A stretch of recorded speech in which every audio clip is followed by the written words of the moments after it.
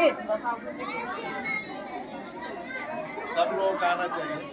Madam अपना आगे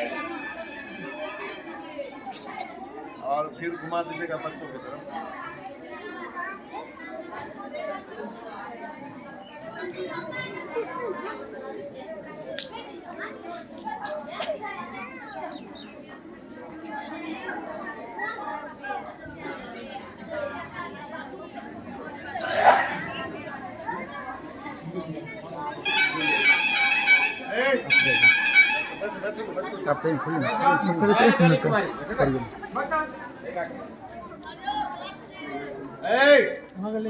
अरे कौन खरीदेगा इसको, अच्छी नहीं खरीदेगा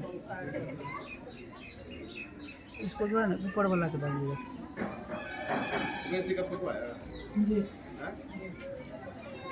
सैमसंग का ले लीजिए, हमेशा छूट जाते हैं।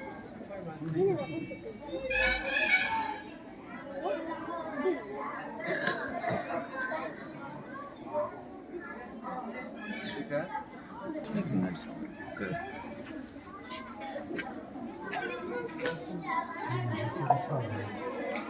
कैमरा मोबाइल अच्छा है ना, एकदम साफ। 40,000 40,000। आज जैसा हम लोग जानते हैं कि महावीर जयंती है और हम सभी मिल करके इनका जयंती मनाए हैं और हम सब लोग बारी बारी से अपनी विचार भी रखे हैं।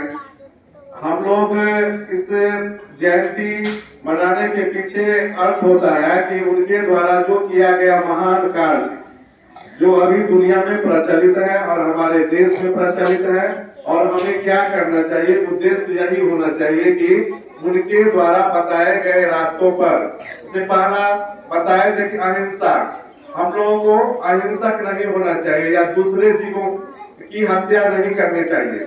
हत्या कई सेंस में होता है, किसी की जान लीजिए तब भी हत्या होता है, वो भी एक अहिंसा है। और अगर हम अपनी वाणी से किसी के आत्मा पर ठेस पहुंचाते हैं तो वहां भी अहिंसा होता है। वाणी के द्वारा किसी का हिंसा करना वह भी एक अहिंसा के श्रेणी में आता है। तो हम अपने कर्म से दूसरे को आघात न पहुंचावे, या जीवन जाने का बात हो या फिर किसी के सम्मान का बात हो, अगर कहीं जाते हुए प्रतीत हो रहा है तो वो हिंसा है। इसीलिए अहिंसक होना चाहिए। अहिंसक विभिन्न क्षेत्र में हो सकता है। हम अपने कर्म का मेरा जितना भी क्षेत्र है उसमें हम अहिंसक हो। दूसरा, सब लोगों ने बताया कि क्षमता से अधिक जितना हमको सुविधा चाहिए उससे अधिक सुविधा को नहीं बढ़ाना चाहिए। अधिक सुविधा बढ़ाने से क्या होगा कि आप उसमें व्यस्त रहेंगे, उसका आप मेंटेनेंस में लग जाएंगे, और आपके पास जितना कम सुविधा है जीने के लिए, जितना कम साधन का उपयोग कीजिएगा, आपके जिंदगी में परेशानी उतनी ही कम होगी। सर लोगों ने बताया है कि हमारे पास संसाधन सीमित होनी चाहिए। उसके बाद है कि हमें झूठ नहीं बोलनी चाहिए, हम झूठ का सहारा नहीं ले। झूठ बोलना भी एक पाप है, तो इससे हम लोगों को जरूर बचना चाहिए और अधिक बाह्य आडंबर में नहीं जाना चाहिए। जैसे बहुत दिखावा हो रहा है, कोई धर्म है उसमें काफी दिखावा है, तो उस दिखावे से बचना चाहिए। अधिक कर्मकांडी नहीं होना चाहिए। हम अपने कर्म को ही महान समझें और हमारी कर्म जो है वह मेरे लिए पूजा है, हम सबके लिए पूजा है, इसलिए कर्म की प्रधानता देनी चाहिए। इन सब बातों के साथ मैं अपनी बात खत्म कर रहा हूँ। इनके जन्मदिन पर इनको नमन करते हुए अब हम मीनाक्षी जी से आग्रह करेंगे कि आप अपनी बात को 5 मिनट में मैडम अच्छा से रखिए।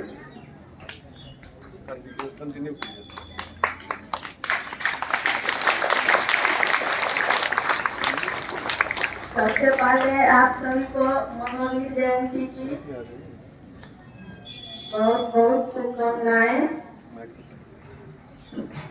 भगवान महावीर जैन धर्म के वो 24वें तीर्थंकर थे। जैन धर्म की स्थापना तो ऋषभदेव के द्वारा हुई, लेकिन इस धर्म को प्रसारित करने में भगवान महावीर का बहुत बड़ा योगदान है। उन्होंने इस धर्म को आगे बढ़ाया उनका जन्म प्रत्येक साल हिंदी कैलेंडर के अनुसार चैत्र मास के शुक्ल पक्ष की त्रयोदशी को मनाया जाता है। वो अधिकतर या अप्रैल या फिर मार्च में आता है प्रत्येक साल। तो हिंदी कैलेंडर के अनुसार ही उनका जयंती मनाया जाता है। उनका जन्म आज से लगभग 2500 ईस्वी पूर्व यानी कि 599 ईसा पूर्व जो है वैशाली के कुल ग्राम में हुआ था। उनके पिता का नाम सिद्धार्थ था, उनकी माता का नाम त्रिशला थी जो लिच्छवी राजकुमारी थी। वो अपने माता पिता के तीसरे संतान थे। उनसे बड़ा उनका एक भाई था नंदीवर्धन और उनकी एक बहन थी सुदर्शना। उनके बचपन का नाम था वर्धमान। वो बचपन से ही काफी प्रखर बुद्धि के थे, तेजस्वी थे। उन्होंने 28 साल की उम्र में उनके माता पिता का देहांत हो गया। फिर 2 साल तक वो किसी तरह घर में रहे। फिर 30 साल की आयु में उन्होंने ये राजसी ठाट बाट वैभव ये सब त्याग कर वो घर से बाहर निकल पड़े सत्य की खोज में, ज्ञान की खोज में। और लगभग 12 वर्ष तक उन्होंने कठिन तपस्या की और अंत में उन्हें ऋजुपालिका नदी के किनारे साल वृक्ष के नीचे कैवल्य की प्राप्ति हुई। उसके बाद जब उन्हें ज्ञान की प्राप्ति हो गई तो उन्होंने अपने ज्ञान को उपदेश के माध्यम से लोगों के बीच प्रसारित करना शुरू किया।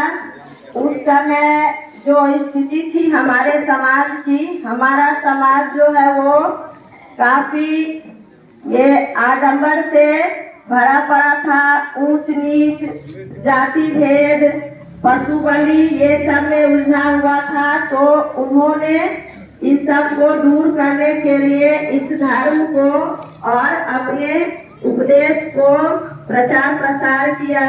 उस समय के जो तत्कालिक जो राजा थे बिंबिसार और भी बहुत सारे राजा, उन्होंने इस धर्म को अपनाया और आगे बढ़ाया।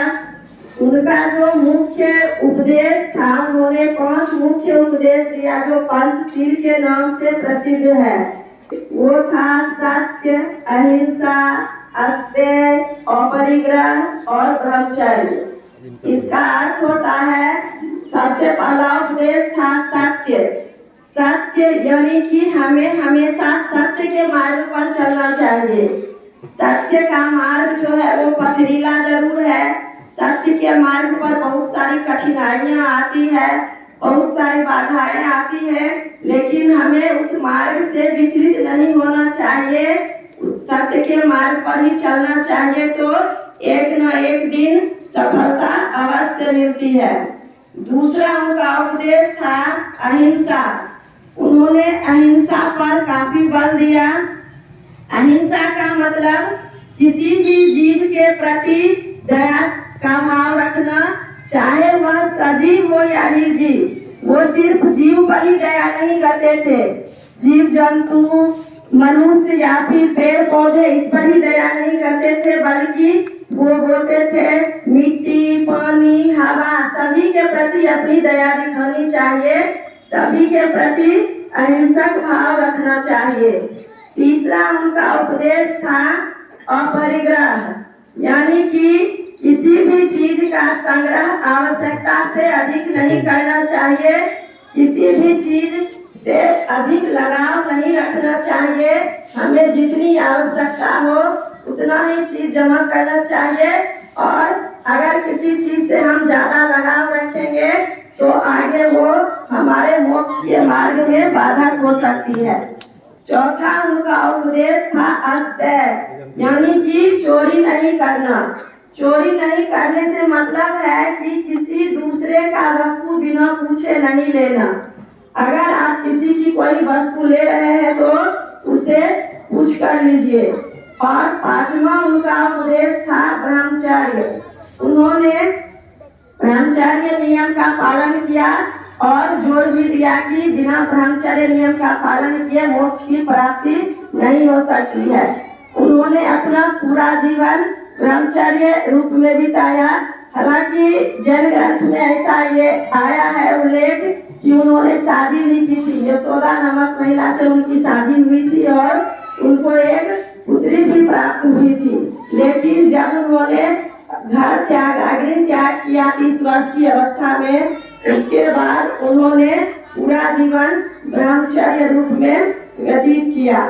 तो कुल मिलाकर उनके उपदेश का सार यही है कि हमें अपना जीवन प्रेम और करुणा से बिताना चाहिए। लोगों के प्रति प्रेम और करुणा का भाव रखना चाहिए, अहिंसा का भाव रखना चाहिए, शील और सद्भाव से रहना चाहिए, त्याग और संयम से अपना पूरा जीवन व्यतीत करना चाहिए।